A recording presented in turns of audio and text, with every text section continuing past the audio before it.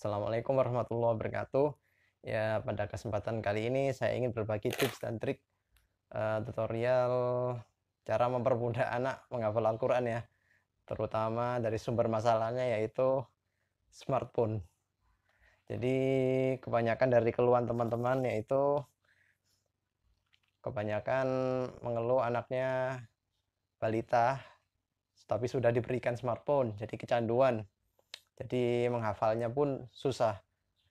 Sebenarnya itu bukan cuma anak balita, anak-anak SD pun kalau sudah diberikan smartphone ini, kemampuan hafalannya pun akan berkurang. Jadi yang pertama yang ingin saya tekankan adalah kalau di rumah itu waktu bersama keluarga. Jadi tolonglah para orang tua berikan waktu emas, bukan waktu sisa ya. Jadi misalnya saya mencari nafkah dari jam sekian sampai jam sekian, maka saya harus totalitas bermain dengan anak jam sekian sampai jam sekian. Misalnya saya bermain dengan anak 3 jam, yaitu totalitas 3 jam, jadi smartphone kasih mati. Jadi di rumah nggak usah menyalakan HP. Terus gimana kalau misalnya orang tua kerjanya dari HP, misalnya bisnis online atau apa?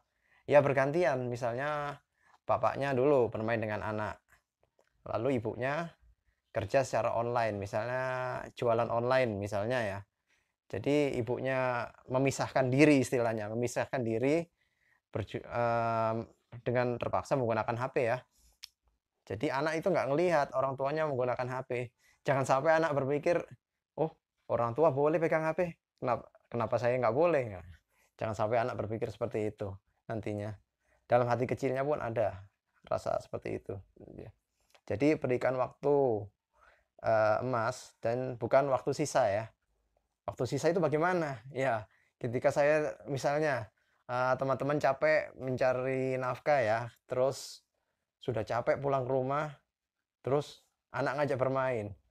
Bukannya bukannya dapat, apa yang anak mau, malah anak malah dimarahi, itu salah itu. Ya, astagfirullahaladzim, itu salah. Semoga tidak terjadi ya. Nah, terus ketika waktu emas itu maksudnya bagaimana? Diisi dengan cara bagaimana? Jadi misalnya anak laki-laki misalnya bermain mobil-mobilan atau anak perempuan main boneka-bonekaan sambil mendengarkan murotal. Ya, murotal speaker seperti ini bisa. Jadi intens aja lakukan setiap hari, misalnya satu surat diulang-ulang berapa kali selama 1 minggu atau 2 minggu begitu. Tergantung pemahaman anak baru di murojaah. Ya insya Allah berhasil. Kemudian keluhan yang berikutnya adalah bapak ibu kerja, papa dan mamanya kerja. Terus anak bagaimana? Nah itu. Apa kebanyakan anaknya karena bapak papa mamanya kerja, anaknya diberikan smartphone. Gampang supaya anaknya jadi diam gitu ya. Ya itu saya rasa itu adalah sesuatu yang salah. Itulah pentingnya para orang tua belajar ilmu parenting agar bisa menjadi orang tua yang baik. Solusinya bagaimana?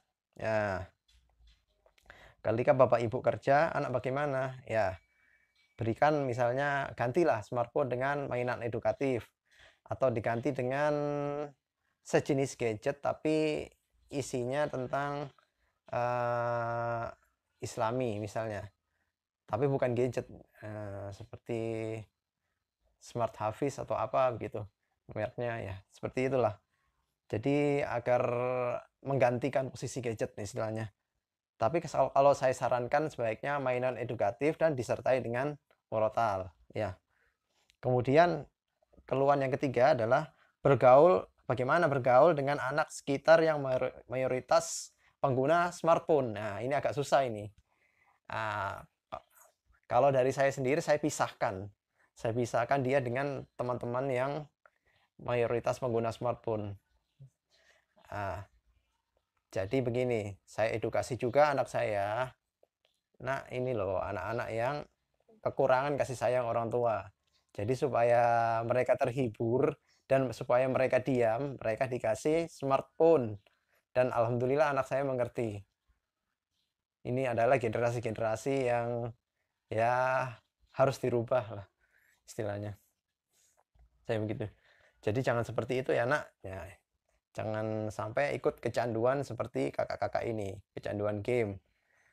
Efek sampingnya ya sangat luar biasa. Mereka yang kecanduan smartphone jadi gampang emosi, gampang kekerasan, karena game-gamenya game-game tempur ya rata-rata ya.